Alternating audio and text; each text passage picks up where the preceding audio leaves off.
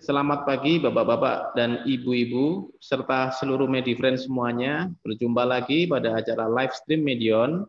Ya, pada hari ini nggak terasa live stream Medion sudah masuk edisi yang ke-44.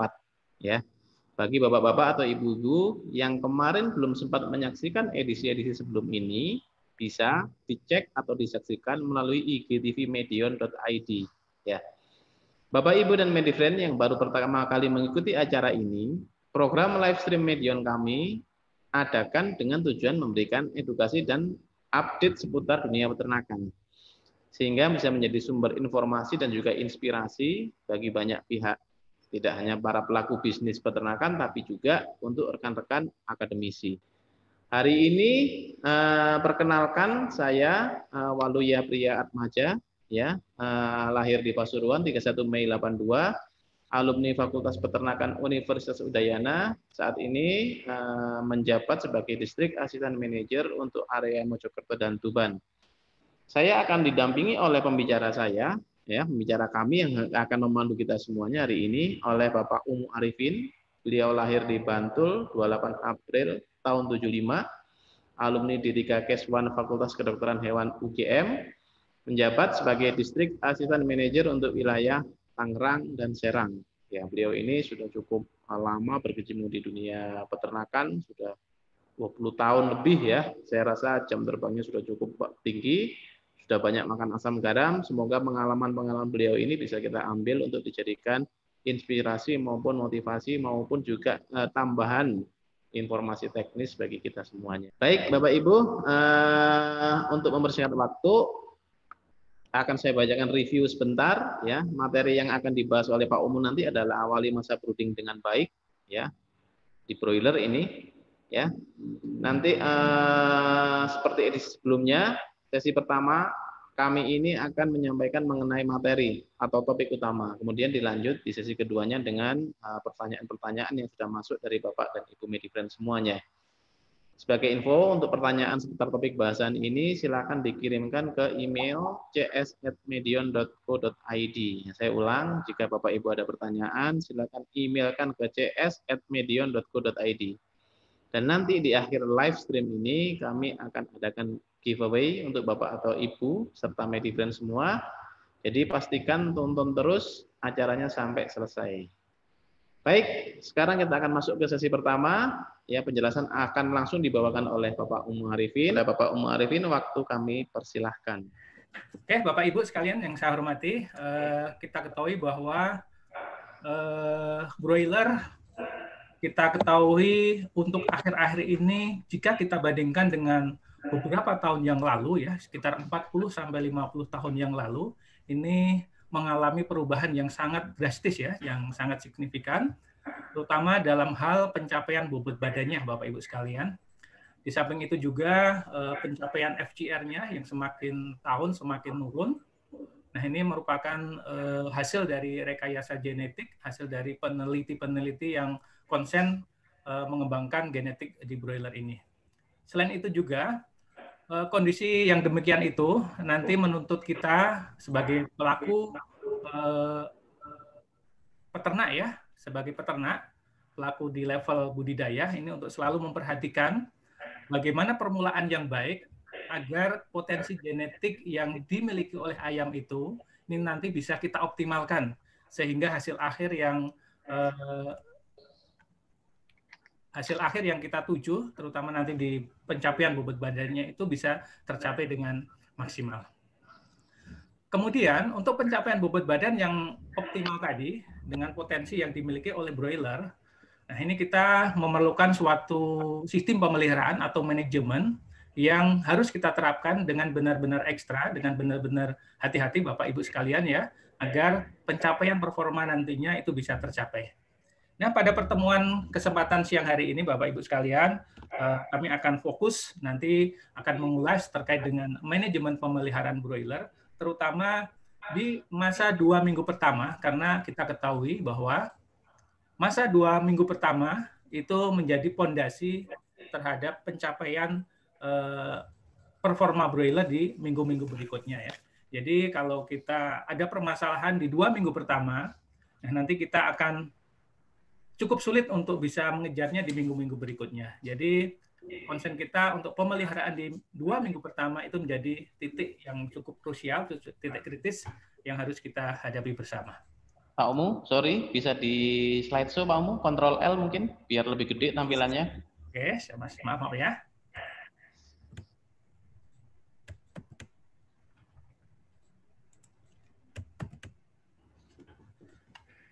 Oke, terima kasih Pak Omu. Oke. Pada kesempatan siang hari ini, Bapak Ibu sekalian, ini ada pokok bahasan yang akan kita sampaikan. Ini tidak banyak ya, tapi nanti kalau kita ulas satu persatu, ini waktu 45 menit saya yakin tidak akan cukup. Nanti pokok bahasan yang pertama, kita akan mengetahui terkait dengan performa broiler itu seperti apa gambarannya ya untuk saat ini, dan kita bandingkan dari tahun ke tahun. Kemudian yang kedua, ini berkaitan dengan titik kritis di masa pemeliharaan broiler. Jadi, masa pemeliharaan broiler itu kita memiliki titik-titik kritis yang harus kita hadapi ya. Titik kritis itu harus kita lalui dengan mulus, dengan baik, dengan harapan nanti pencapaian bobot badan di akhir pemeliharaan di masa panen itu bisa tercapai. Kemudian di pokok bahasan yang ketiga, ini kita akan mengulas tadi yang kita sampaikan di depan terkait dengan manajemen, di mana manajemen sebagai kunci sukses dalam pemeliharaan broiler. Bapak Ibu sekalian, kita bisa melihatin data ya Bapak Ibu sekalian, kita lihat data di depan terkait dengan perkembangan broiler ini gitu ya. Dari tahun ke tahun ternyata pada saat ini broiler ini mengalami perkembangan yang cukup signifikan ya. Jadi kalau kita perbandingkan tahun 1950 dengan tahun 2020 ini perkembangannya sangat pesat sekali Bapak Ibu sekalian. Sebagai contoh, pencapaian bobot badannya di masa minggu yang sama ya di tahun 1950 dibandingkan dengan tahun 2020 ini sangat jauh berbeda ya. Di samping itu juga nanti dari pencapaian FGR-nya. FGR mungkin Bapak Ibu sekalian sudah tahu, sudah memahami semua itu ya. Ini sebagai komponen yang harus kita perhatikan juga. Ternyata pencapaian bobot yang cepat itu diikuti juga dengan konsumsi pakan ya yang cukup efisien. Ini menjadi konsen kita juga untuk bisa mengefisiensikan pakan itu ya, sehingga keuntungan dari usaha yang Bapak Ibu jalani selama ini nanti bisa tercapai. Selain itu juga nanti dari segi kematiannya, nah kalau dari segi kematian ini nanti banyak sekali variabel ya sebenarnya Bapak Ibu yang berpengaruh di sini. Tetapi dari tahun ke tahun juga bisa kita lihati dari persentase kematian yang dicapai juga mengalami penurunan yang sangat signifikan. Jadi Bapak Ibu sekalian ini merupakan gambaran ya dari perkembangan broiler dari tahun ke tahun. Ini ternyata mengalami perkembangan yang sangat signifikan. Bapak Ibu sekalian, ini juga kami tampilkan sebagai data ya, data yang kami ambil dari beberapa peternak yang kita layani, kita lakukan pendampingan selama ini gitu ya. Ternyata IP untuk mendekati 500 ya, itu ternyata mungkin ya. Ini untuk bisa dicapai ya. Jadi Bapak Ibu sekalian, kalau selama ini pencapaian IP-nya itu masih di bawah 300, nah ini bisa kita pertanyakan ya. Ternyata di peternak lain ya, Mas Atmajaya, ini bisa kita capai pencapaian IP yang sangat signifikan ya, tingginya ya. Bahkan kemarin kita belum lama ya di wilayah Tangerang itu juga menemukan IP yang hampir ke angka 500 gitu ya. Nah, ini menjadi perhatian kita semua, bagaimana kita bisa mencapai IP yang sedemikian bagusnya.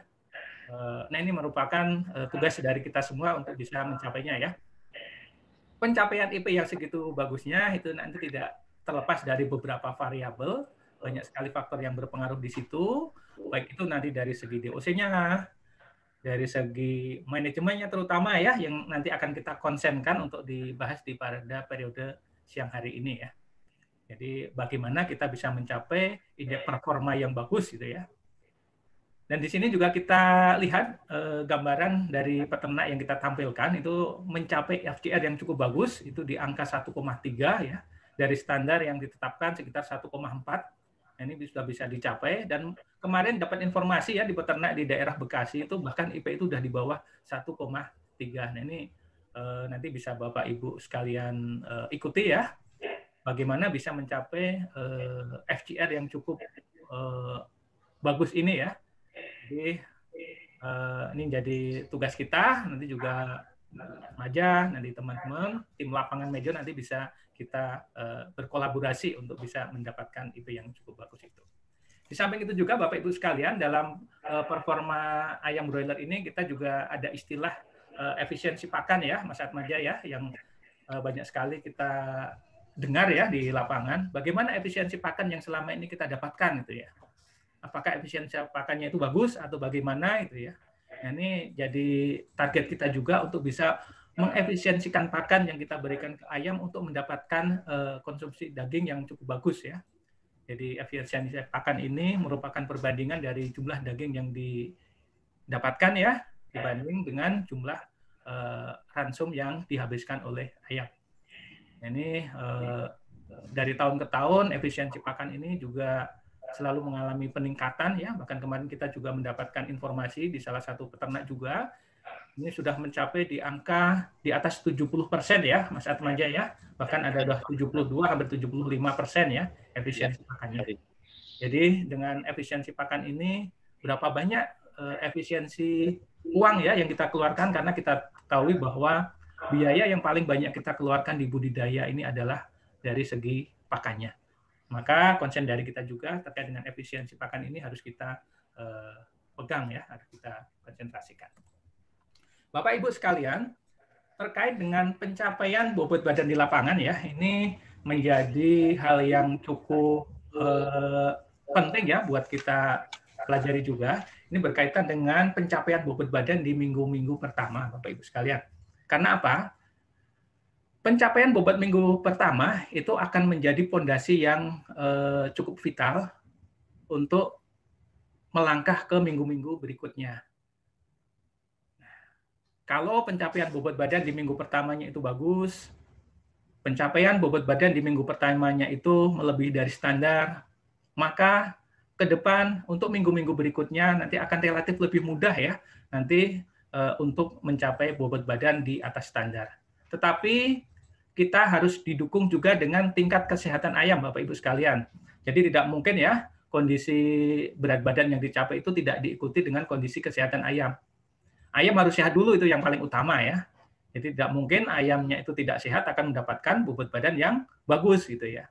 Nah, bobot badan yang bagus saja gitu belum tentu kita dapatkan bobot badan yang sesuai dengan standar, apalagi ayamnya dalam kondisi sakit. Oleh karena itu, Bapak Ibu sekalian, terkait dengan manajemen, terutama manajemen di 2 minggu pertama itu perlu menjadi perhatian kita semua.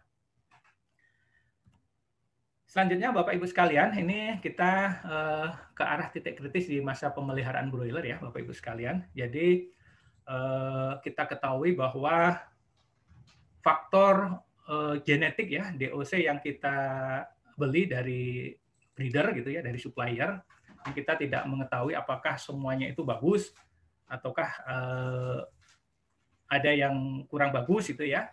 Jadi masih sangat bervariasi sekali ya. Jadi kualitas DOC itu Bapak Ibu sekalian semua akan dipengaruhi oleh kualitas induknya ya. Kemudian juga diikuti oleh kualitas telur.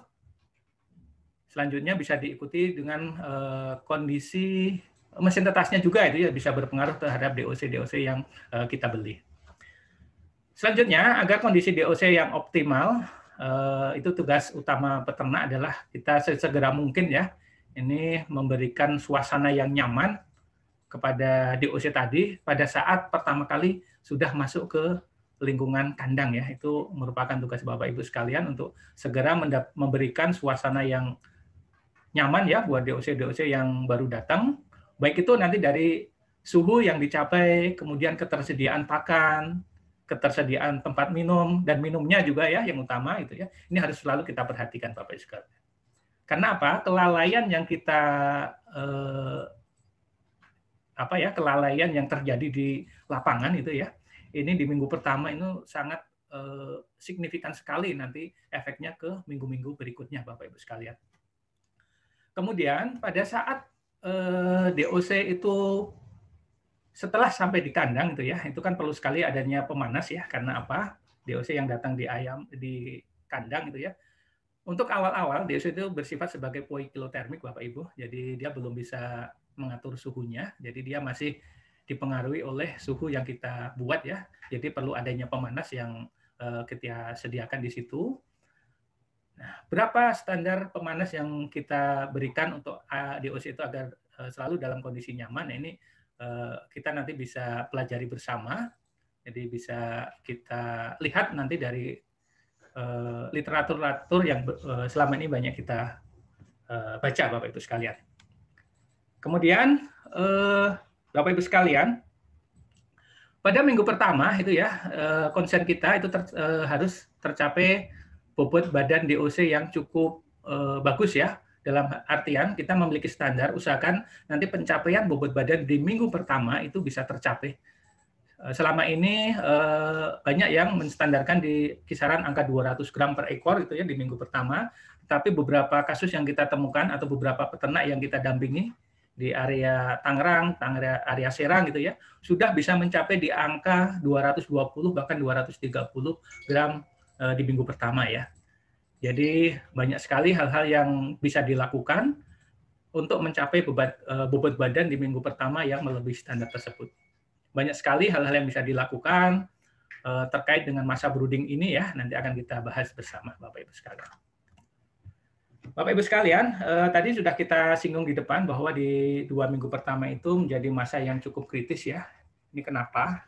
Karena di 2 minggu pertama ini terjadi masa-masa perkembangan berbagai macam organ ya, baik itu organ kekebalan, kemudian organ pencernaan gitu ya, pernapasan, kerangka tubuh maupun juga termoregulasi di ayam tersebut.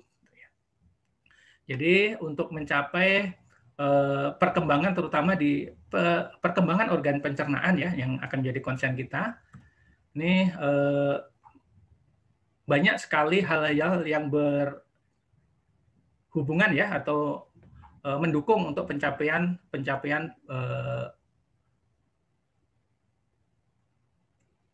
untuk mendapatkan pencapaian perkembangan organ reproduksi, Bapak Ibu sekalian.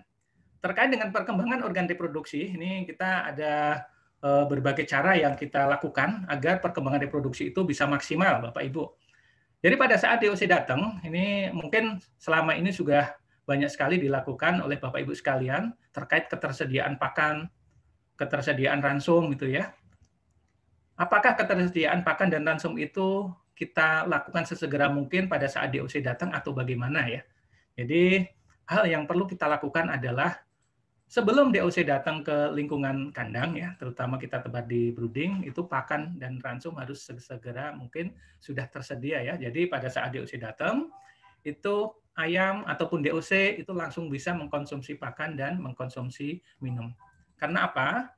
Ketersediaan pakan dan ketersediaan ransum itu akan berpengaruh terhadap perkembangan organ pencernaan. Terutama nanti perkembangan organ pencernaan berkaitan dengan panjang ususnya, dan kemudian juga bisa ke arah nanti diameter atau diameter ususnya ya. Dan selanjutnya juga nanti akan berpengaruh pada perkembangan fili-fili usus. Perkembangan fili-fili usus ini menjadi konsen kita juga karena apa? Dengan fili-fili usus yang berkembang secara bagus, berkembang dengan secara baik, ini akan berpengaruh pada penyerapan nutrien atau penyerapan nutrisi dari pakan yang kita berikan. Dengan penyerapan nutrisi yang sesegera mungkin, ini akan menyebabkan pertumbuhan atau pencapaian bobot badan itu nanti bisa tercapai dengan baik. Nah, ini ada beberapa gambaran Bapak Ibu sekalian dari beberapa perlakuan yang kita lakukan di lapangan terkait dengan kedatangan DOC pada hari pertama ya. Ini beberapa gambar kita sajikan di depan Bapak Ibu sekalian. Ini beberapa kasus yang kita lakukan. Jadi pada saat DOC datang itu kita kasih makan dan kasih minum. Ada juga yang tidak kita kasih makan, tidak kasih minum. Dalam artian kita puasakan itu ya. Dari beberapa perlakuan ini yang kita rekomendasikan dan harus selalu kita lakukan adalah sesegera mungkin pakan dan minum itu selalu ada ya, selalu kita berikan di DOC. Karena apa? Nanti akan berkaitan dengan perkembangan fili-fili usus. Tapi Bapak Ibu sekalian yang perlu kita garis bawahi ya, jadi perkembangan ini juga harus didukung dari kondisi DOC ataupun ayamnya itu sendiri ya. Itu harus kita bikin senyaman mungkin agar kondisi ayam ataupun DOC selalu dalam kondisi yang fit, kondisi yang sehat. Karena apa? Kondisi yang sehat itu akan mensupport atau mendukung ya pencapaian performa yang cukup bagus. Bapak Ibu sekalian, seandainya nanti ada pertanyaan, silahkan Bapak Ibu sekalian nanti bisa menuliskan di kolom Q&A dan nanti akan kita bahas untuk pertanyaan dari Bapak Ibu sekalian nanti di sesi akhir acara ya. Bapak Ibu sekalian yang saya hormati, berkaitan dengan masa kritis 2 minggu pertama, ini ada 2 istilah yang perlu kita pahami ya, yang perlu kita garis bawahi. Di pola pertumbuhan ayam itu ada istilah hipertrofi dan hiperplasia, Bapak Ibu sekalian. Mungkin selama ini tenaga-tenaga medion yang sering berkomunikasi atau berhubungan dengan Bapak Ibu sekalian, ini sering menyampaikan ya istilah-istilah ini ya. Proses hiperplasia itu apa sih gitu ya? Proses hipertrofi itu apa gitu ya? Jadi ini merupakan proses yang terjadi di ayam. Hiperplasia merupakan proses perbanyakan sel ya. Ibaratkan satu sel itu membelah menjadi 2 membelah menjadi 4. Nah, itu merupakan proses hiperplasia. Selanjutnya hiperplasia itu nanti akan diikuti oleh tahap berikutnya yang merupakan hipertrofi. Nah, ini hipertrofi ini merupakan proses pembesaran sel dari sel-sel tadi yang membelah ya. Jadi ini merupakan 2 proses yang saling berkaitan. Kegagalan di awal, kegagalan di proses brooding ya, ini akan berpengaruh pada proses perbanyakan sel. Biasanya kalau di awalnya itu bermasalah ya proses hiperplasianya, nanti akan diikuti proses hipertrofinya yang kurang maksimal juga Bapak Ibu sekalian.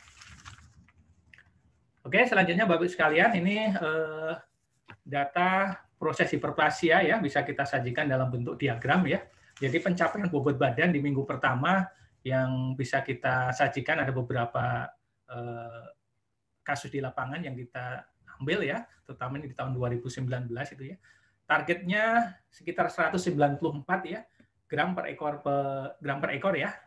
Ini di minggu pertama, ini akan berkorelasi nanti di pencapaian di bobot akhir Bapak Ibu sekalian. Jadi menjadi tugas kita semua selaku pelaku peternak ya, sebagai pelaku bisnis di level produksi, ini bisa mencapai pencapaian bobot badan di minggu pertama agar bisa optimal itu seperti apa ya. Karena apa pencapaian di awal tadi, kita ulang-ulang juga ya, jadi pencapaian bobot badan di awal ini akan memperingan tugas kita di masa periode-periode berikutnya. Bapak Ibu sekalian, ini berkaitan dengan selisih bobot badan yang dicapai di minggu pertama itu nanti akan berkorelasi dengan pencapaian di bobot akhir gitu ya. Cuman pencapaian bobot pertama di minggu pertama ini nanti banyak sekali yang perlu kita lakukan terkait dengan feed intake, terkait dengan proses selama di brooding ya, itu harus kita perhatikan. Karena apa gitu ya? Karena kesalahan itu tadi, kesalahan di proses brooding nanti juga akan berefek negatif ya buat pencapaian bobot badan Bapak Ibu sekalian. Oke, Bapak sekalian, ini terkait dengan termoregulasi ya. Tadi ada proses di 2 minggu pertama. Ini ada proses termoregulasi. Ini pentingnya kita memberikan pemanas ya. Pentingnya kita memberikan pemanas di 5 hari pertama, Bapak Ibu sekalian. Karena apa? DOC pada saat datang sampai umur 5 hari ini ya belum bisa mengatur suhu tubuhnya sendiri ya. Jadi dia masih dipengaruhi oleh suhu lingkungan. Suhu yang kita berikan itu sangat diperlukan oleh ayam. Baru nanti setelah ayam itu di atas 10 hari ke atas, ini bisa mulai bisa mengeluarkan panas ya, dia mulai mengatur suhu tubuhnya sendiri. Jadi ini pentingnya Bapak Ibu sekalian di minggu awal ya, kita memberikan pemanas yang cukup. Pemanas yang cukup itu yang seperti apa gitu ya. Banyak sekali nanti ini variabelnya, banyak sekali tolok ukurnya. Jadi pemanas harus merata. Nanti kita lihatin bagaimana pemanas itu bisa merata, kita artikan sebagai pemanas merata. Bisa kita lihat dari tingkah laku ayamnya itu sendiri, tingkah laku dari DOC-nya. Apakah dia menyebar, apakah dia menggerumbol gitu ya. Nah, itu sebagai tanda-tanda pemanas yang kita berikan itu bagus atau enggak itu ya. Ini menjadikan concern kita juga ya, terutama Bapak Ibu sekalian, terutama nanti karyawan yang selama ini berada di baris terdepan ya, yang berinteraksi langsung dengan ayam untuk sedemikian jelinya ya melihat tingkah laku ayam, agar nanti kalau kita melihat tingkah laku ayam ada perubahan itu ya bisa kita ambil solusi ya. Kita mendapatkan kondisi seumpama di DOC-nya itu mengumpul gitu ya, ini sebagai tanda apa gitu ya. Nah, ini bisa kita lakukan perbaikan ya. Bapak Ibu sekalian yang saya hormati, tadi sudah disebutkan juga di depan ya terkait dengan proses 2 minggu pertama ini.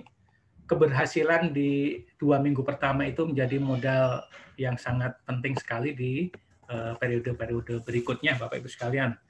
Ibaratkan kalau kita berperang ya, permulaan yang baik itu menjadi setengah modal ya dalam pertempuran ya. Jadi kalau persiapan kita bagus, nah nanti akan menjadi modal kita untuk bertempur di periode-periode berikutnya ya. Jadi menjadi konsen kita semua Bapak Ibu sekalian.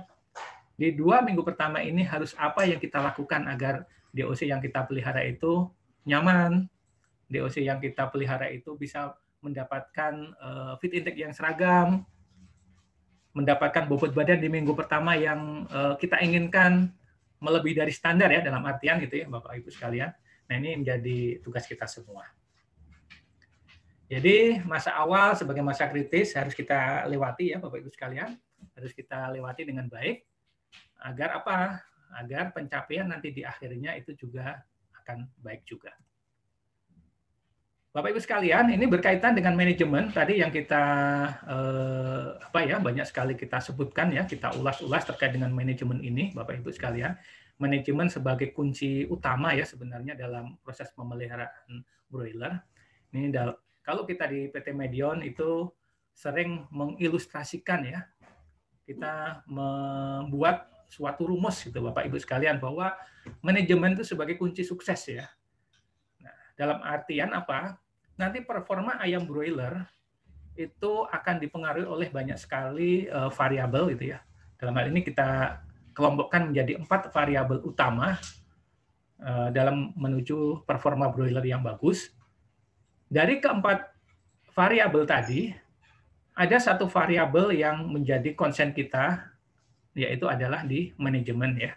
Karena apa, Bapak Ibu sekalian, kita di level produksi ya, di level peternak di belakang, kita tidak bisa berbuat banyak dengan DOC. Ini karena sudah menjadi kewenangan dari pihak breeding ya, Mas Atmajaya. Kemudian berkaitan dengan nutrisi juga gitu ya, kita juga tidak bisa berbuat banyak ya. Apalagi kondisi harga nutrisi yang saat ini cenderung naik ya. Kita pembayarannya bagus, populasinya banyak, ini yang memang akan jadi prioritas ya dari pabrikan ya. Tapi kalau seumpama kita peternak kecil dan pembayarannya kurang-kurang bagus, nah ini kita bisa menjadi anak tiri untuk pihak-pihak mereka ya.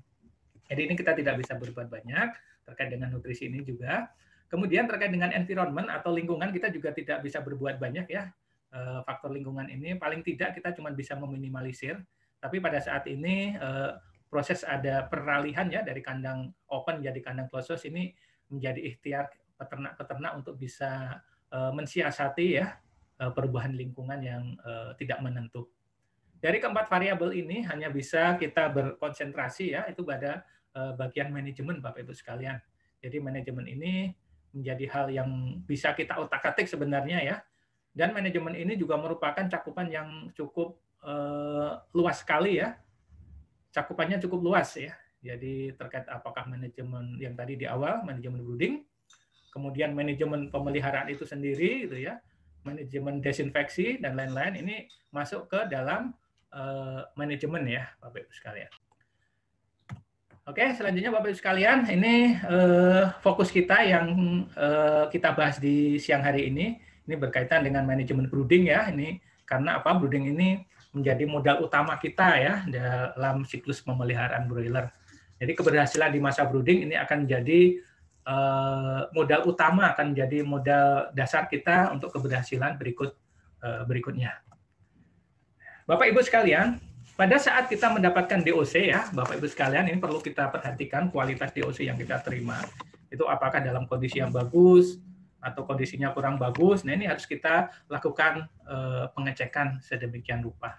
Jangan sampai DOC yang kita terima itu kualitasnya kurang bagus. Karena apa? Dengan kualitas DOC yang kurang bagus itu akan berpengaruh ke hasil akhirnya juga. Nah, banyak sekali parameter ya untuk menentukan apakah DOC-nya itu bagus ataupun tidak. Mungkin Bapak Ibu sekalian di sini sudah banyak sekali menerapkan di lapangan ya, banyak sekali melakukan atau menjalankan bagaimana mengetahui DOC itu berkualitas bagus atau tidak ya. Ini bisa kita lihatin dari respon ayamnya, kemudian kita lihat juga dari kondisi kakinya gitu ya, seperti apa paruhnya, apakah ada kekurangan, apakah ada cacat atau tidak. Nah, itu akan menjadi parameter-parameter yang perlu kita lihat. Karena apa Bapak Ibu sekalian ya, ini dengan kualitas DOC yang bagus, ini diharapkan nanti pencapaian bobot badan ya di minggu pertama, seumpama DOC-nya itu seragam ya, dengan berat standar untuk DOC super ya di atas 38 gram per ekor per hari, bahkan untuk beberapa itu mensyaratkan untuk sekitar 40 gram DOC ya, 40 gram per ekor ya. Ini akan berpengaruh nanti ke pencapaian bobot badan di minggu pertama ya. Jadi Bapak Ibu sekalian, ini terkait dengan kualitas DOC, mungkin sudah Bapak Ibu sekalian paham bagaimana kualitas DOC itu dikatakan bagus dan tidak gitu ya. Dan harus apa yang kita lakukan kalau kita mendapatkan DOC dengan kualitas-kualitas di bawah standar gitu ya. Apakah tetap kita pelihara ataukah bagaimana itu ya. Nah, ini menjadi perhatian kita semua. Jadi perlu kita ambil langkah kalau kita mendapatkan DOC-DOC yang kualitasnya tidak seragam ya. Ini di sini pentingnya Bapak Ibu sekalian untuk bisa melakukan grading ya sesedini mungkin gitu ya. Karena apa? Karena DOC yang kurang bagus jika kita pelihara sampai dengan akhir itu ya, pertama itu bisa sebagai karier ya, bisa nanti sebagai faktor pencetus atau pemicu penyakit-penyakit selanjutnya. Kemudian yang kedua juga nanti berkaitan dengan FGR juga ya. Ini bisa berkorelasi nanti dengan FGR juga. Karena apa? Biasanya DOC yang kurang bagus ini juga dia akan makan, tapi terkait dengan pencapaian bobot badannya dia juga akan kalah jika kita bandingkan dengan DOC yang standar. Nah, ini beberapa gambaran yang mungkin Bapak Ibu sekalian sudah lihat ya terkait dengan kondisi DOC yang selama ini Bapak Ibu terima ya. Jadi kalau kita mendapatkan DOC yang kurang bagus itu seperti cacat ya, ada pusar basah dan lain-lain, ini sesegera mungkin kita lakukan grading ya, kita culling Bapak Ibu sekalian. Nah, ini kemudian juga kita bisa lakukan pemeriksaan ya, bagaimana reaksi atau respon ayam ya, kita lakukan tindakan buat DOC ini ya, kita balik bagaimana responnya gitu ya, apakah dia secepatnya untuk balik ke arah semula atau enggak. Nah, ini juga sebagai salah satu parameter DOC itu bagus atau tidak. Selanjutnya Bapak Ibu sekalian, persiapan di kandang ya itu juga menjadi hal yang cukup krusial juga Bapak Ibu. Jadi persiapan kandang pada saat kita mau memulai periode berikutnya gitu ya, ini menjadi hal yang cukup penting juga gitu ya. Jadi perlu kita persiapkan kandang sebaik mungkin Bapak Ibu sekalian. Jangan sampai nanti antara periode sebelumnya dengan periode yang akan datang itu sangat mepet sekali gitu ya. Nah, ini perlu kita hindari ya. Jadi kesiapan kandang ini harus kita persiapkan sedemikian rupa. Baik itu dalam segi desinfeksinya gitu ya. Jadi apa sih tujuan dari kita mempersiapkan kandang sebaik mungkin gitu ya? Karena apa? Dengan kita mempersiapkan atau membersihkan kandang jauh-jauh hari, ini akan kita bertujuan untuk melakukan potong siklus ya. Kita memotong siklus bibit penyakit yang ada di periode sebelumnya. Ini kita usahakan terpotong agar nanti di periode-periode sebelumnya setelahnya ya itu tidak bermasalah ya Bapak Ibu sekalian.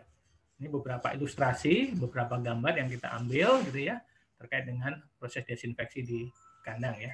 Jadi segala area itu kita lakukan pembersihan, baik itu di lingkungan dalam maupun di lingkungan luar kandang. Tujuannya apa? Tadi Bapak Ibu sekalian, tujuannya adalah untuk memotong siklus bibit penyakit di periode sebelumnya. Nah, ini ada beberapa kasus juga ya yang dilakukan. Mungkin sudah banyak sekali Bapak Ibu melakukan namanya fogging ya, atau pengasapan itu juga banyak sekali dilakukan. Kita temukan di lapangan, terutama untuk kandang-kandang yang sistemnya close ya, Bapak remaja ya, banyak sekali kita temukan fogging ya. Nah, ini fungsinya juga sama ya, nanti kita untuk memotong siklus bibit penyakit. ini beberapa hal yang bisa kita sampaikan di foto ya. Pekerjaan-pekerjaan yang dilakukan di kandang yang selama ini dilakukan oleh karyawan. Bapak Ibu sekalian, di awal tadi kita konsen terkait dengan feed intake yang didapat oleh ayam ya, feed intake yang dikonsumsi oleh ayam, pakan yang dikonsumsi oleh ayam ya. Di 2 minggu pertama ini menjadi konsen kita agar feed intake itu masuk ya sesuai dengan standar atau bahkan bisa lebih gitu ya. Bagaimana caranya agar feed intake itu bisa masuk, bisa melebihi dari standar? Usahakan Bapak Ibu sekalian ketercukupan dari tempat makan ya, tempat makan, tempat minum. Nah, ini juga harus kita perhatikan. Jangan sampai nanti rasio antara tempat makan, tempat minum dengan jumlah DOC yang kita masukkan dalam brooding itu tidak sesuai. Nah, karena apa? Karena kalau rasio antara tempat makan, tempat minum dengan jumlah ayam atau jumlah DOC dalam satu brooding itu tidak sesuai, seumpama tempat makannya kekurangan itu ya, akan sulit sekali Bapak Ibu sekalian nanti untuk mendapatkan berat badan yang optimal ya, yang melebihi standar di minggu pertama. Kembali lagi, kalau pencapaian bobot badan di minggu pertama tidak tercapai, saya yakin nanti di minggu-minggu berikutnya juga akan sulit untuk mencapai ya. Karena apa? Proses pencapaian minggu-minggu selanjutnya itu tidak bisa mengkonversi ya dari apa yang dicapai di minggu-minggu pertama. Jadi minta tolong Bapak Ibu sekalian ya terkait dengan ketercukupan jumlah pakan, tempat makan ya, tempat minum ini juga menjadi perhatian. Di beberapa peternak di area Tangerang Serang sini gitu ya, ini untuk per 1000 udah banyak sekali yang menggunakan medion, ada namanya DOC feeder ya, Pak Maja ya, itu sudah menggunakan rasio 40/1000 ya. Jadi untuk mengejar feed intake ya, mereka memberikan rasio 40 DOC feeder per 1000 ekornya ya. Jadi ini cukup membantu sekali untuk pencapaian feed intake yang akhirnya ya pencapaian bobot badan di minggu pertama itu bisa tercapai. Selain itu juga Bapak Ibu sekalian, jangan lupa kalau kita ada ketercukupan tempat makannya dengan proses pemberian pakan juga perlu kita perhatikan Bapak Ibu sekalian. Bagaimana metode kita pemberian pakan, apakah kita berikan 1 hari sekali, 1 hari 2 kali, ataukah bagaimana gitu ya. Nah, untuk mencapai bobot badan yang bagus, terutama di minggu pertama, usahakan Bapak Ibu sekalian kita memberikan pakan itu dalam durasi yang cukup gitu ya. Dalam artian kita memberikan pakan sesering mungkin ya. Jadi kondisi pakan itu bisa selalu dalam keadaan fresh ya. Nah, ini juga akan memacu, akan mendukung pencapaian bobot badan di minggu pertama. Tapi dengan pemakaian tempat makan yang multi feeder atau DOC feeder ya dia, ini bisa kita atur nanti ya, bisa kita berikan dalam jumlah agak banyak, tinggal nanti karyawan untuk bisa membolak-balikkan saja. Nah, ini merupakan temuan kita yang baru-baru ini.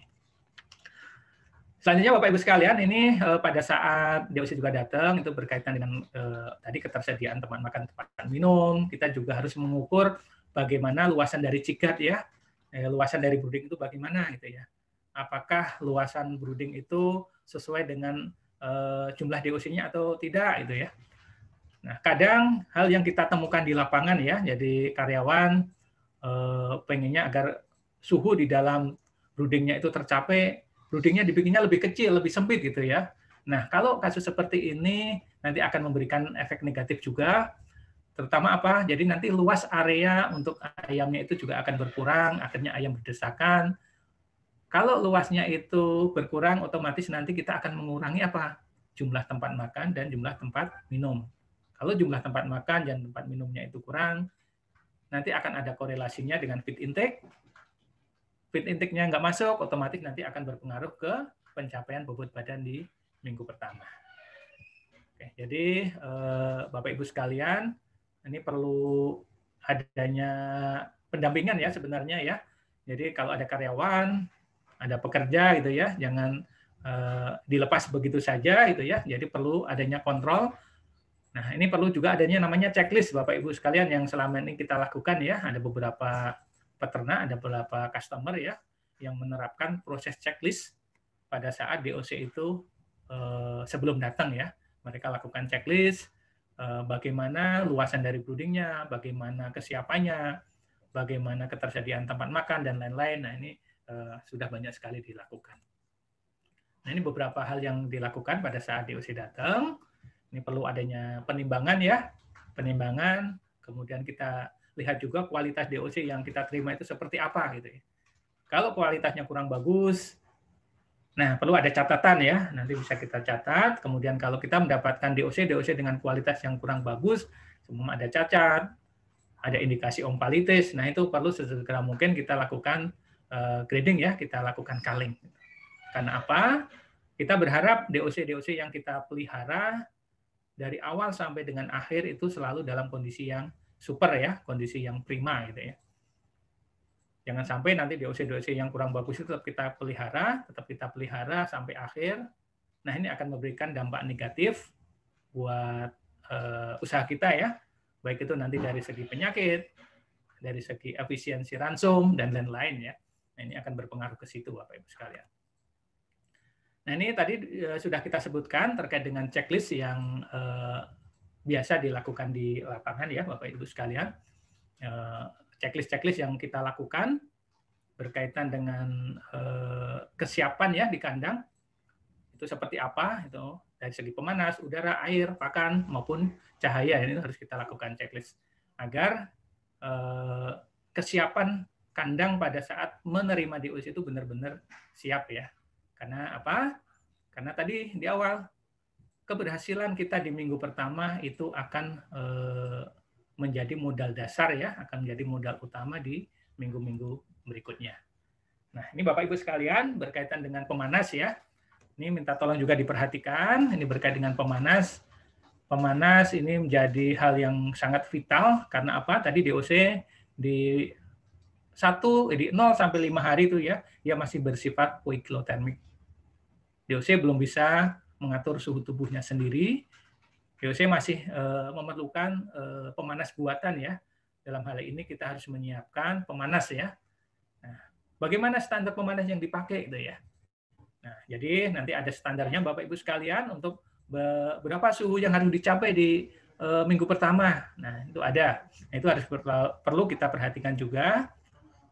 Karena apa? Pencapaian suhu yang optimal, suhu yang sesuai dengan kebutuhan ayam di minggu pertama, itu nanti akan berpengaruh juga ya, selain faktor-faktor yang lain, dalam proses terjadinya hiperplasia tadi ya, Bapak Ibu sekalian, proses pembelahan sel tadi ya. Ini bisa juga dipengaruhi nanti oleh pemanas yang kita berikan ya. Nah, pemanas yang kita berikan ke ayam, ini harus kita selalu kontrol ya, bagaimana pemanasnya, apakah merata ataukah kurang gitu ya. Nah, ini harus selalu kita lihat. Kita lihat dari tingkah laku dari DOC-nya gitu ya. Kita lihat tingkah lakunya, apakah menggerombol ataukah bagaimana itu Bapak Ibu sekalian. Itu sebagai parameter ya, pemanas yang kita berikan itu bagus atau tidak. Nah, ini kembali lagi jadi pemanas ya. Kita di PT Medion itu ada produk ya yang selama ini sudah sangat familiar sekali, yaitu ada produk indukan gas Medion. Nah, ini sangat kita rekomendasikan untuk dipakai di peternakan Bapak Ibu sekalian. Ini dengan bahan baku dari gas ya, dengan pemakaian indukan gas, kestabilan suhu gitu ya, selama gasnya itu masih ada Bapak Ibu sekalian, ini bisa tercapai ya. Beda dengan kalau kita menggunakan pemanas dari batu bara, pemanas dari kayu. Nah, kita sulit sekali untuk mengontrol ya. Jadi kita tidak bisa mengontrolnya. Memang kalau kita menggunakan pemanas dari kayu, itu relatif lebih mudah dari segi biaya yang dikeluarkan ya, Mas Atmaja ya. Jadi relatif lebih murah bila kita bandingkan dengan pemanas dari gas ya. Cuman dari segi hasil yang selama ini kita amati di lapangan akan lebih bagus hasilnya kita menggunakan pemanas dari gas ya. Bapak Ibu sekalian, ini berkaitan dengan pemanas tadi juga bisa kita lihatin ya, nanti dari DOC-nya sendiri ya, apakah pemanas yang kita berikan itu diterima dengan baik oleh ayam atau oleh DOC itu ya. Bisa kita cek nanti suhu di bagian kakinya ya, bisa kita rasakan di situ. Kalau kita memiliki termometer digital ya, ini bisa kita manfaatkan untuk kita bisa mengecek bagaimana suhu dari ayam ya, suhu dari liter gitu ya. Dan jangan lupa Bapak Ibu sekalian ya, pada saat kita mau kedatangan DOC ya, kita mau masuk DOC, usahakan nanti pemanas itu kita nyalakan sebelum DOC datang ya. Soalnya banyak sekali kita temukan di lapangan, DOC sudah nyampe di kandang, sudah nyampe di farm, ternyata belum siap gitu ya, dari segi pemanasnya itu ya belum siap. Nah ini menjadi perhatian kita semua. Jadi minta tolong Bapak Ibu sekalian pada saat DOC sebelum datang kandang nanti usahakan pemanas sudah nyala ya. Jadi dengan harapan nanti liter ya atau lantai yang ada di brooding itu juga sudah kondisinya hangat ya. Nah ini beberapa parameter ya, beberapa indikasi berkaitan dengan pemanas ini berdasarkan tingkah laku ayam. Ini harapannya itu sebagai pemanas yang kita berikan ke ayam ya di dalam brooding itu akan merata di semua area brooding ya. Jadi ayamnya itu bisa merata, bisa ada di semua area brooding gitu ya. Jangan sampai nanti mengumpul ataupun menjauh gitu ya. Nah, apa efeknya kalau pemanasnya itu tidak merata gitu ya? Nah, itu perlu kita telaah lebih lanjut lagi ya. Jadi kalau seumpama pemanasnya itu terlalu panas itu ya, nanti efeknya itu bisa ayam atau DOC menjadi dehidrasi gitu ya. Dan lain-lain. Itu salah satu contohnya ya. Jadi harapannya pemanas yang kita berikan, pemanas yang kita sediakan di brooding itu dalam kondisi yang optimal, dalam sebaran yang merata, sehingga ayam bisa beraktivitas dengan nyaman di lingkungan brooding. Dan akhirnya gitu ya, nanti ayam juga akan memberikan output, memberikan hasil, terutama di pencapaian bobot badan di minggu pertamanya itu juga optimal juga ya. Nah ini beberapa gambaran yang bisa kita tampilkan Bapak Ibu sekalian, kondisi yang ada di lapangan ya. Ini kalau kita lihatin di kandang cukup sederhana, tapi ini gambaran dari DOC yang kita berikan pemanas, ini kondisinya cukup menyebar. Nah kondisi-kondisi yang seperti ini yang perlu kita garis bawahi ya, kita harapkan Bapak Ibu sekalian. Jangan sampai nanti DOC-nya itu mengumpul atau menggerombol itu ya, di lokasi-lokasi yang satu bagian itu ya. Jadi tidak merata. Oke, ini berkaitan dengan pencapaian suhu. Jadi ada beberapa standar ya yang harus dicapai. Ini menjadi pedoman kita semua pada saat kita pemeliharaan di masa-masa awal. Ini harus kita perhatikan juga dengan harapan dengan suhu ataupun kelembapan yang ideal ya. Nanti ayam bisa nyaman, DOC bisa beraktivitas dengan nyaman, feed intake-nya tercapai, gitu ya, kondisinya sehat, nafsu makannya bagus, gitu ya. Dan akhirnya nanti juga proses pencapaian bobot badan di minggu pertama akan tercapai. Selain itu juga terkait dengan asupan udara ya Bapak Ibu sekalian, udara ini sangat vital sekali, ya ini sangat vital sekali dalam pemeliharaan ayam ya. Jadi minta tolong diperhatikan juga, jangan sampai nanti di kandang itu sangat lembab, kadar oksigennya kurang itu ya, itu jangan sampai nanti itu terjadi ya. Karena apa? Kalau lingkungan kandang ataupun area broodingnya itu kekurangan oksigen, ya, akan kerasa sekali panas itu ya. Pasti nanti ayam atau DOC akan memberikan reaksi ya. Dia akan kelihatan megap-megap gitu ya. Dia akan membuka paruhnya. Nah, kalau DOC ataupun ayam itu sudah membuka paruh, ini sebagai tanda-tanda ada sesuatu gitu ya. Apakah kadar CO2-nya naik ataupun hal-hal yang lain ya. Ini harus secepatnya kalau kita mendapatkan kondisi seperti itu, harus kita ambil tindakan. Nah, selain itu juga terkait dengan udara ya, terkait dengan asupan ini kita bisa melakukan modifikasi ya. Kita lihatin kondisi ayam seperti apa itu ya. Nah, ini sebagai parameter kita untuk melakukan buka tutup tirai ya. Cuman Bapak Ibu sekalian perlu digarisbawahi juga, usahakan DOC ataupun pemeliharaan di minggu-minggu pertama ayam jangan terkena terpaan angin ya secara langsung. Proses pembukaan buka tutup tirai ya ideal kita lakukan dari atas ya untuk menghindari terpaan udara secara langsung ke ayam ya di minggu pertama. Nah ini beberapa ilustrasi atau gambar ya Bapak Ibu sekalian yang bisa kita terima, bisa kita lihat ya. Ini kalau kondisinya sangat padat seperti ini ya Bapak Ibu sekalian, ini akan memberikan dampak yang negatif ya buat ayam itu sendiri ya.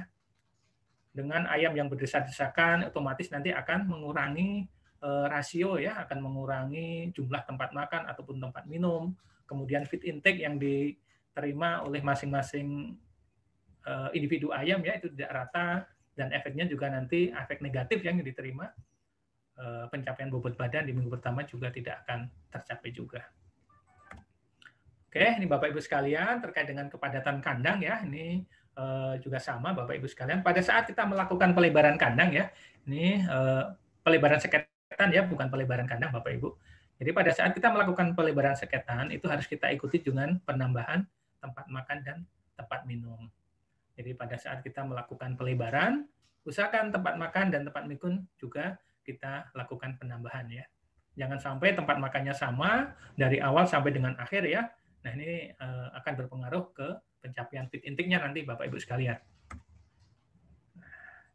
Hal yang tidak kalah pentingnya juga Bapak Ibu sekalian itu berkaitan dengan liter ya. Liter atau sekam yang selama ini dipakai di kandang ya. Ini sudah umum sekali di sini. Kalau istilah di beberapa daerah memang berbeda-beda ya. Ada yang bilang sekam, ada yang bilang uut, ada bilang apa lagi itu ya, umbang gitu, macam-macam lah istilahnya.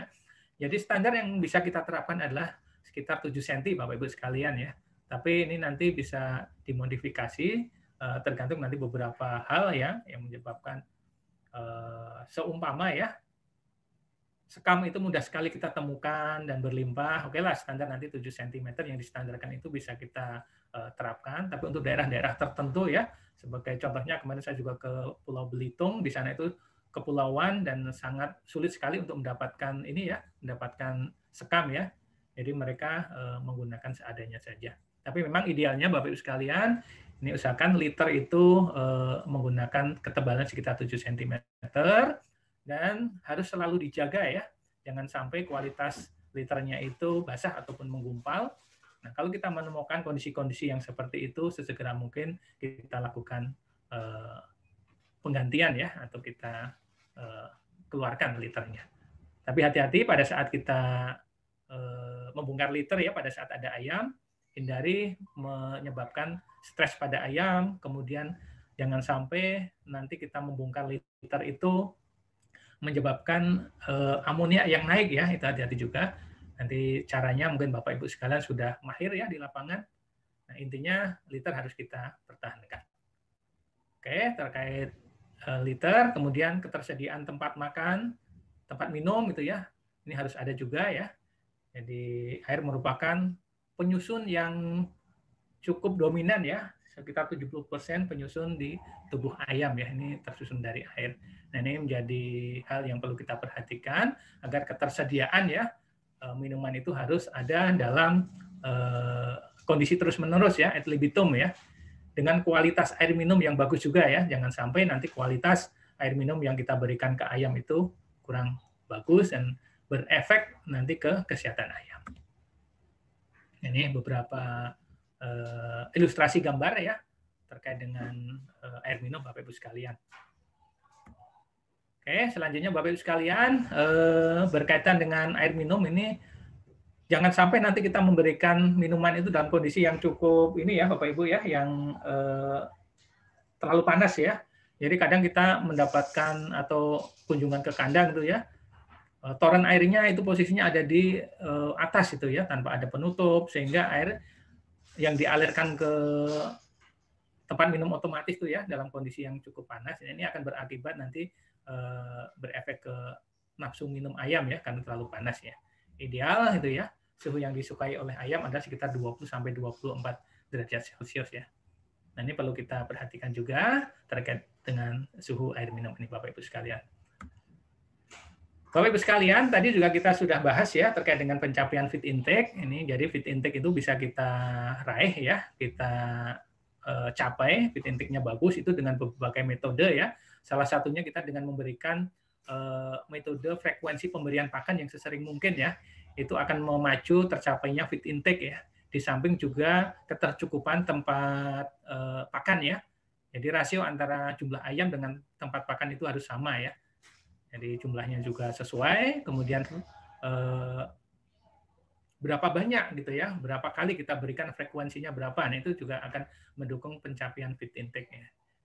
Dengan harapan pencapaian feed intake yang bagus nanti akan menyebabkan pencapaian bobot badannya juga bagus juga. Oke, Bapak Ibu sekalian, ini bisa kita cek juga ya pada saat DOC datang. Apakah ayam itu selalu langsung makan atau enggak gitu ya, bisa kita lihatin, bisa kita cek di temboloknya ya. Secara normal kalau pakan dan minum ini tercukupi dan ayamnya atau DOC-nya langsung makan, itu bisa kita lihat, kita pegang di temboloknya, bagaimana kondisinya, apakah keras atau bagaimana itu ya. Nah, itu akan mengindikasikan DOC yang baru datang itu langsung makan atau tidak ya. Nah, harapannya DOC yang baru datang itu langsung kita kasih makan, langsung kita kasih minum. Karena apa tadi? Karena itu akan berpengaruh pada proses pertumbuhan ya, terutama di organ pencernaannya, berkait dengan panjang ususnya, lebar usus, dan pertumbuhan vili-vili ususnya. Nah, kalau itu tercapai dengan bagus, nah harapannya nanti juga feed intake-nya tercapai, berat badannya juga akan tercapai juga, Bapak Ibu sekalian. Nah, ini tadi udah kita bahas ya Bapak Ibu sekalian, jadi pada saat DOC datang itu sesegera mungkin dikasih pakan ya. Oke. Nah, ini yang terakhir Bapak Ibu sekalian, ini berkaitan dengan pencahayaan ya. Selama ini memang jarang sekali kita temukan, terutama di budidaya broiler ya, ini proses pencahayaan itu masih jarang sekali kita temukan di lapangan, terutama untuk kandang-kandang yang sistem pemeliharaannya terbuka ya, kandang-kandang terbuka ya. Ini belum banyak yang menerapkan proses pencahayaan ya. Ini beberapa kemarin kita temukan pengaturan pencahayaan itu di kandang-kandang closed. Karena apa? Nah, ini kalau closed ini memang dikondisikan sedemikian rupa ya untuk menunjang produktivitas ya. Jadi fungsi dari proses pencahayaan yang diberikan salah satunya adalah untuk mengurangi aktivitas ayam ya. Kalau kita mengurangi intensitas cahayanya atau suasana terangnya ya, kita bikin agak gelap gitu ya. Ini tujuannya untuk mengurangi aktivitas ayam sehingga nanti perkembangan juga akan terjaga ya, akan mendukung perkembangan ayam. Di samping itu juga bertujuan untuk meningkatkan aktivitas makan ya. Biasanya kalau suasana kita redupkan, kemudian kita nyalakan, kita terangkan gitu ya. Nah, nanti ayam itu akan terpacu untuk mengkonsumsi pakan. Nah, ini salah satu tujuannya kita untuk pengaturan cahaya ya. Nah, itu beberapa hal yang kita sampaikan Bapak Ibu sekalian ya di kesempatan siang hari ini. Oke, sekali lagi, manajemen yang baik dan disiplin akan mengoptimalkan keberhasilan peternakan Bapak Ibu sekalian. Mungkin itu Pak Atmajah yang bisa saya sampaikan pada kesempatan siang hari ini. Baik Bapak Ibu dan Medifriends sekalian, demikian penjelasan mengenai topik hari ini. Ya, kita saat ini akan break dulu 5 menit. Nanti Medifriends semua bisa langsung join kembali di live stream Medion. Pertanyaan-pertanyaan yang sudah masuk dari Medifriends akan kita coba jawab, bahas satu persatu. Jadi sekali lagi jangan lupa untuk join kembali setelah ini ya.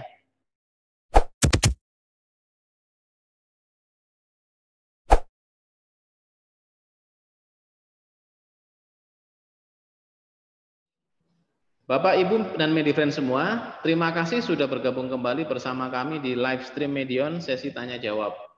Untuk yang belum gabung, ayo segera gabung karena kita akan segera memulai sesi tanya jawabnya. Baik, kita langsung mulai dengan pertanyaan pertama. Bagaimana menilai parameter feed intake? Ya, parameter feed intake dan water intake di 24 jam pertama masa pemeliharaan.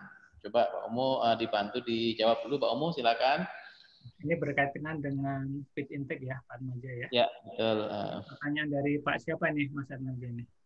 Aduh, lupa saya tadi siapa, saya belum record namanya tadi ini. Cuma saya ini, tulis.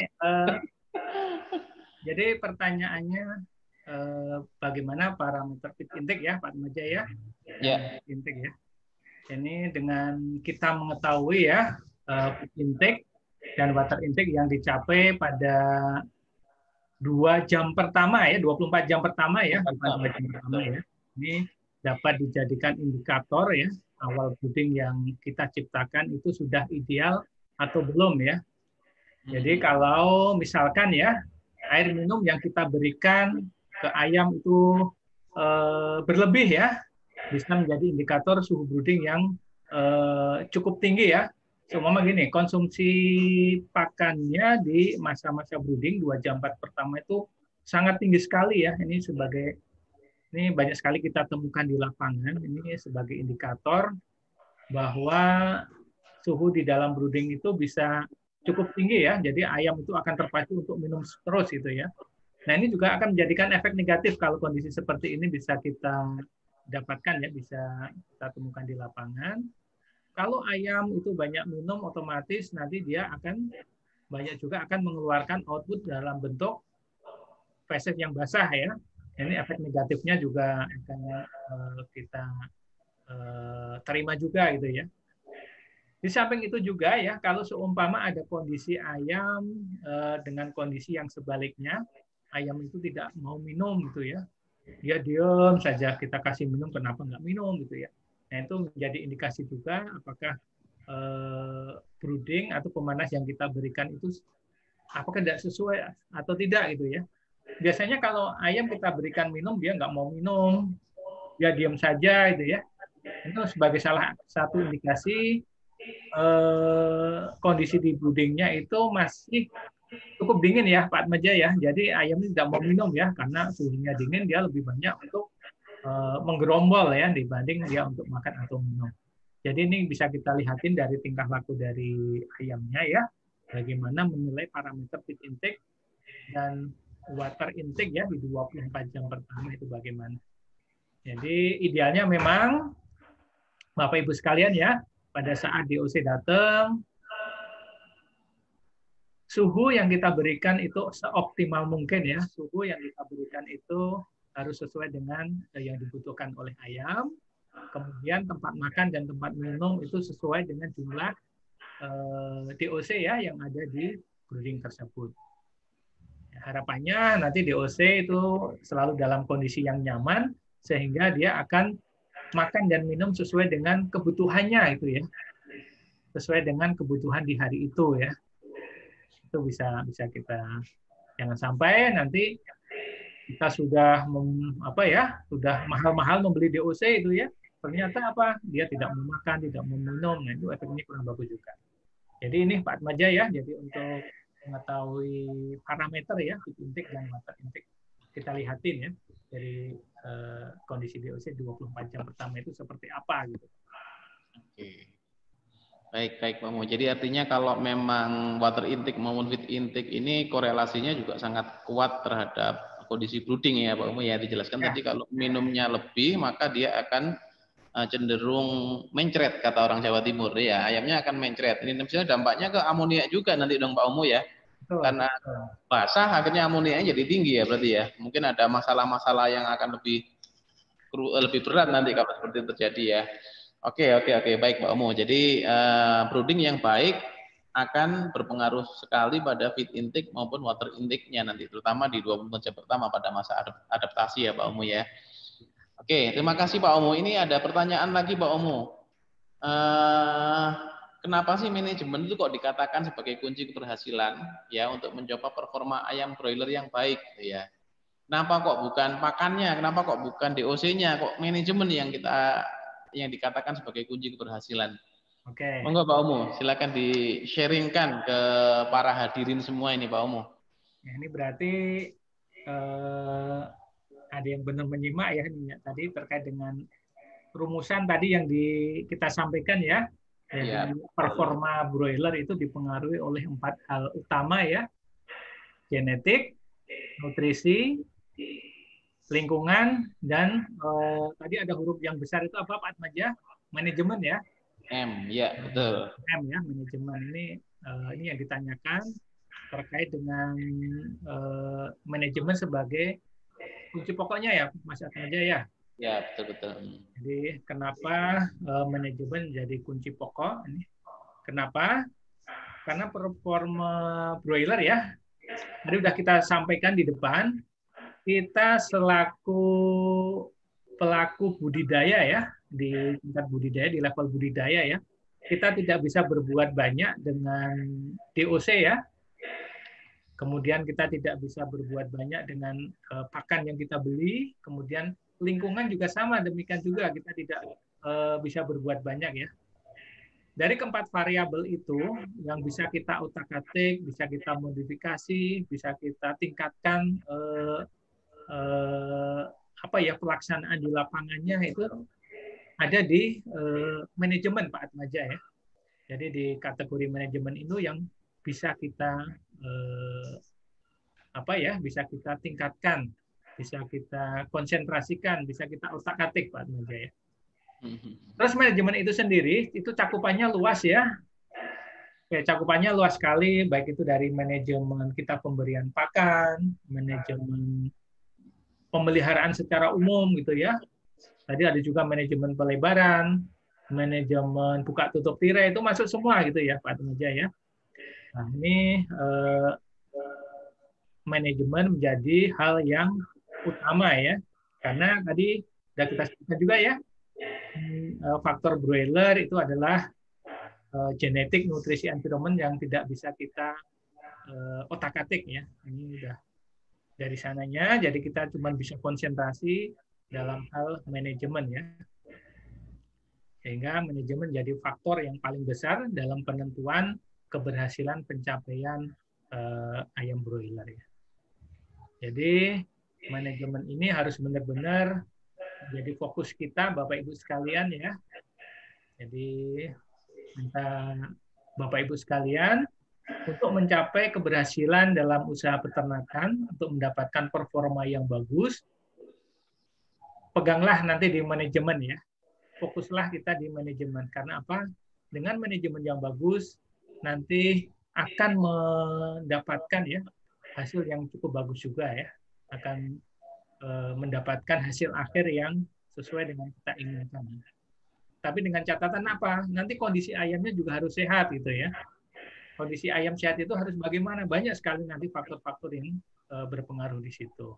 Bagaimana pada saat kita terima DOC, bagaimana DOC yang kurang bagus, apakah perlu kita sortir atau kita pelihara. Nah itu juga menjadi faktor-faktor yang mempengaruhi nanti di manajemen untuk mempengaruhi di hasil akhirnya. Secara prinsip Pak Atmaja ya, jadi untuk manajemen ini memang menjadi faktor yang sangat dominan ya dalam mencapai performa yang cukup bagus. Karena apa? Kita tidak bisa berbuat banyak terkait dengan DOC yang kita terima, pakan, dan juga faktor lingkungannya. Itu Pak Atmaja. Oke, baik Pak Omo. Saya sedang sambil merekap ini Pak Omo. Pertanyaannya banyak sekali ya. Jadi kalau manajemen itu intinya bikin ayam nyaman dulu gitulah ya. Ayamnya nyaman, mau makan banyak, minum cukup, akhirnya gendut gitu ya. Ya. Baik, nanti FCR-nya masuk gitu ya Pak Omo ya. Oke. Siap. Ini kayak Pak Atmaja ini ya. Gemuk, makan itu ya. Oke, terima kasih Pak Omo. Ini masih ada banyak pertanyaan Pak Omo, saya bacakan lagi ya. Ini kaitannya dengan suhu brooding sepertinya dari siapa tadi Mbak Devita atau siapa saya lupa ini. Ya, bagaimana mengetahui suhu brooding kita yang sudah ideal atau belum gitu Pak Omo? Apakah ada ciri tertentu atau bagaimana ya? Kalau sudah pasnya gimana lah pasnya itulah. Nggak boleh tawar-menawar ini ya, bukan tawar-menawar. Pasnya gimana itu Pak Omo? Monggo Pak Omo. Terkait dengan brooding ini tadi pemaparan di slide-slide akhir ya, tadi juga sempat kita bahas Pak Atmaja ya. Jadi kita lihatinlah nanti tingkah laku DOC itu seperti apa itu ya. Jadi kita lihatin DOC-nya itu seperti apa di dalam brooding, apakah dia itu mengumpul, apakah dia itu menjauh dari pemanas, apakah dia itu menyebar gitu ya. Ini sebagai parameter kita untuk menentukan apakah suhu brooding yang kita berikan itu sudah ideal atau tidak Pak Atmaja ya. Jadi kalau kita berbicara terkait dengan suhu ideal ya, suhu ideal yang yang dibutuhkan oleh ayam di minggu pertama Pak Atmaja, range-nya memang antara 32 sampai 33 derajat ya, yang selama ini banyak kita temukan di lapangan, itu suhu idealnya. Tapi nanti faktor yang paling utama adalah kita lihatin tingkah laku dari DOC-nya itu sendiri Pak Atmaja. Ya, kalau idealnya memang ya, jadi dalam satu brooding itu ya, kondisi DOC-nya itu menyebar ya, jadi di semua area brooding itu terisi oleh ayam. Jangan sampai nanti DOC-nya itu posisinya ada di pinggir semua melingkar itu ya. Nah, kalau kondisi seperti itu bisa mengindikasikan brooding yang kita berikan itu terlalu panas ya, Pak Maja ya. Nah, kalau suhu broodingnya terlalu panas, tadi sempat kita bahas juga apa efeknya gitu ya. Ayam bisa terlalu banyak makan, dan itu juga akan berpengaruh lah nanti ke arah pertumbuhan.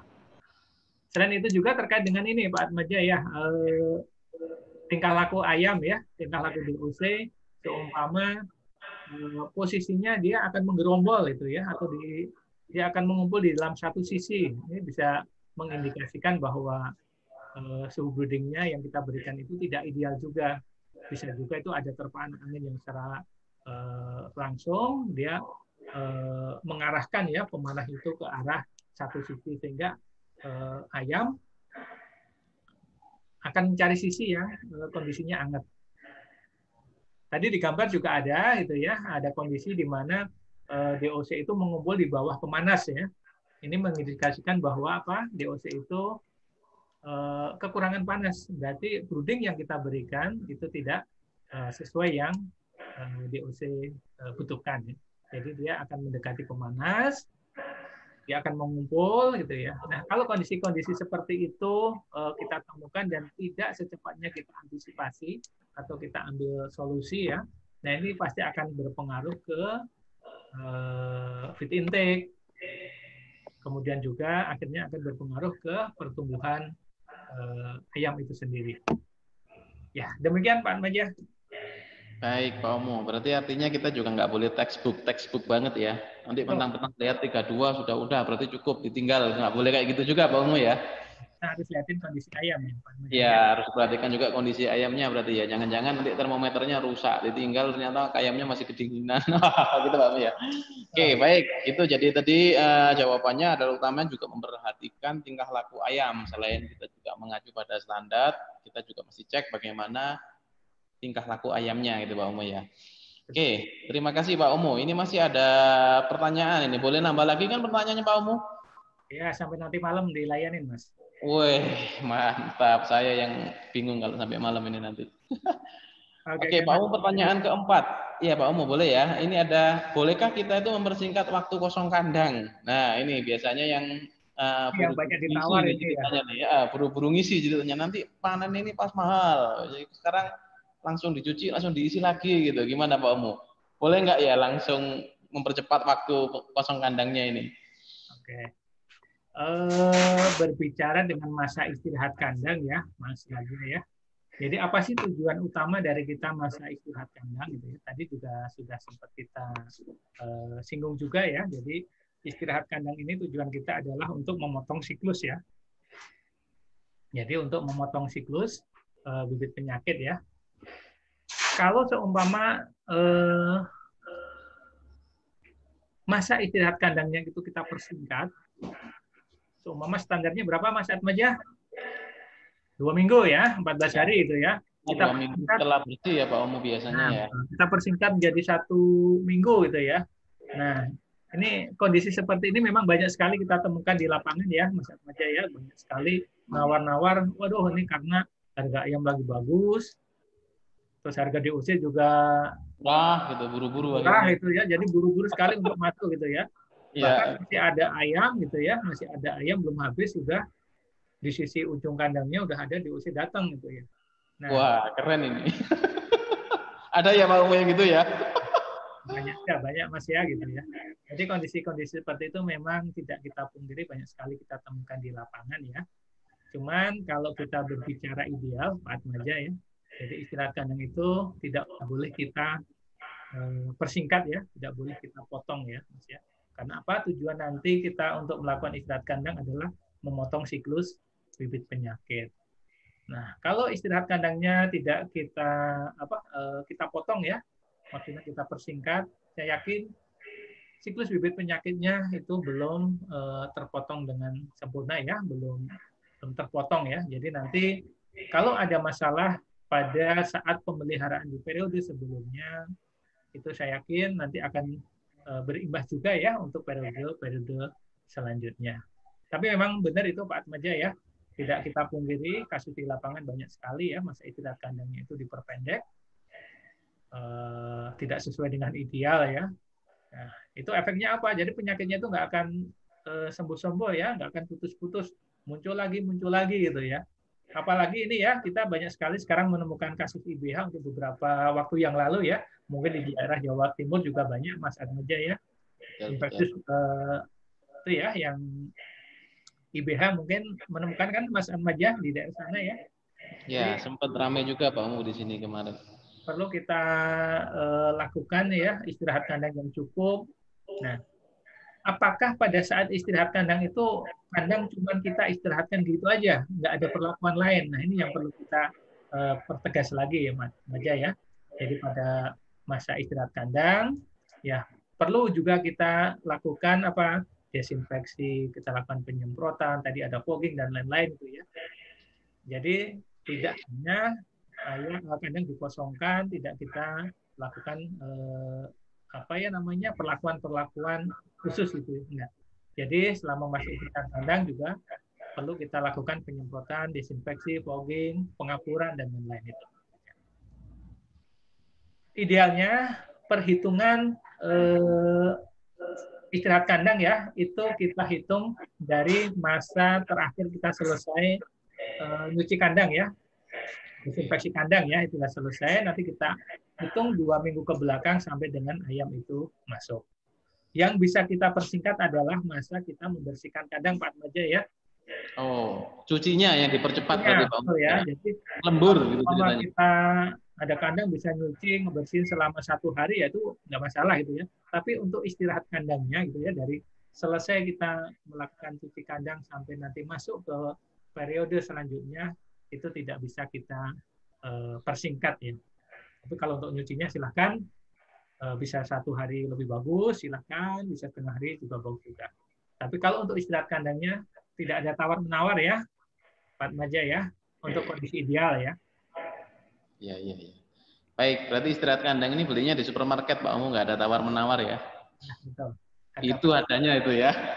Tapi kalau proses nyucinya boleh dipercepat, tapi bukan berarti ngurangi kualitas dong ya Pak Omu ya. Ya, betul. Mungkin tenaganya ditambah untuk biar cepat selesai gitu ya. Oke, siap Pak Omu. Jadi ini masih ada pertanyaan lagi boleh ya Pak Omu ya? Satu lagi. Nanti yang lain ini akan kita jawab via email. Ini cukup banyak ini. Ini saya pilih pertanyaannya dari Mas Ahmad ini kayaknya. Farm of Farm ya. Pertanyaannya bagaimana sih memilih pemanas yang baik? Nah, itu Pak Omu. Pemanas yang baik Pak Omu. Pemanas yang baik ya. Tadi di sesi akhir ada tadi Mas Atmaja ya, kita menampilkan IgM ya. Jadi tujuan kita memberikan pemanas itu sebagai indukan buatan ya, Mas Atmaja ya. Jadi pemanas yang kita berikan itu harus berkualitas ya. Nanti bisa memberikan suasana nyaman kepada DOC ya, terutama di minggu-minggu pertama, 2 minggu pertama ada apa ya kondisinya nyaman itu ya. Jadi untuk pemanas ini ya, ini sekalian promosi berarti saya nih Mas Atmaja ya. Tadi kita sebutkan ada IgM ya, kita Medion memiliki produk IgM ya. Jadi kalau kita menyarankan ya pergunakanlah ya kalau kita menggunakan open ya, kita bisa menggunakan indukan gas Medion ya, ini dengan perubahan bakar gas ya. Ini tadi sudah kita sebutkan kelebihannya seperti apa gitu ya. Kita bisa membuat kestabilan suhu di situ ya, apalagi kita menggunakan regulator yang nanti ada skalanya Pak Atmaja ya, selama gasnya itu ada ya, selama gasnya itu masih, nah itu IgM pasti akan berfungsi dengan baik. Ya. Jadi intinya pemanas di sini Mas Atmaja ya, jangan sampai nanti pemanas yang kita berikan itu memberikan dampak yang negatif ke ayamnya ya. Sebagai contoh gini, kita menggunakan pemanas dari kayu atau pemanas dari batu bara.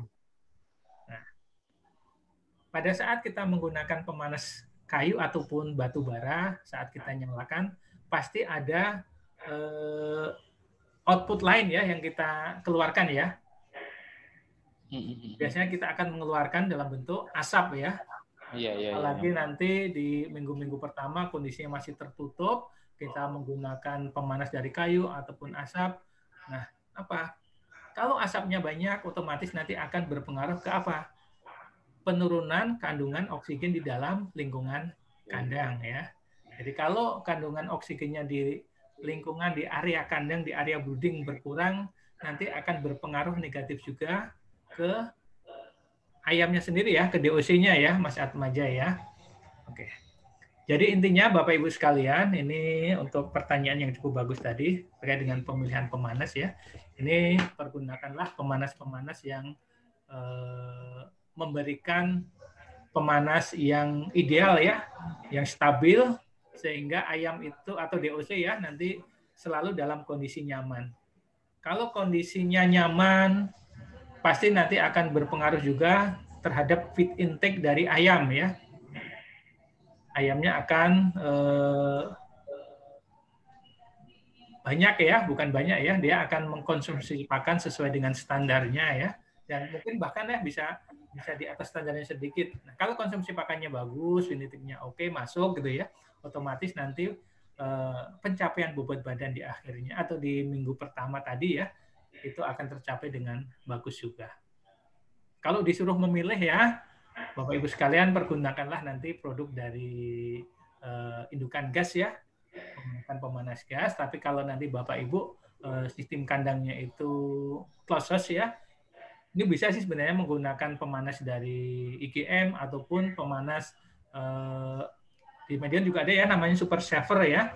Jadi pemanas super saver yang bisa kita hubungkan dengan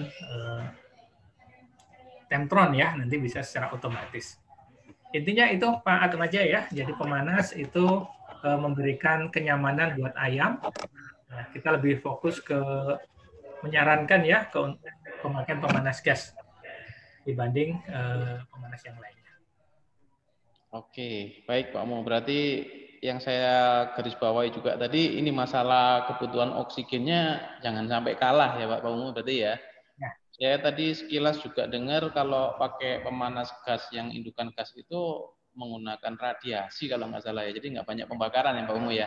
Betul. Saya dulu diajari guru saya waktu SD kalau lilin ditutup pakai gelas mati itu karena oksigennya habis dibakar gitu. Nah, ada kaitannya juga berarti ya Pak Umo ya. Jadi pilih pemanas yang menggunakan radiasi gitu. IGM kayaknya ini. Promosi dikit.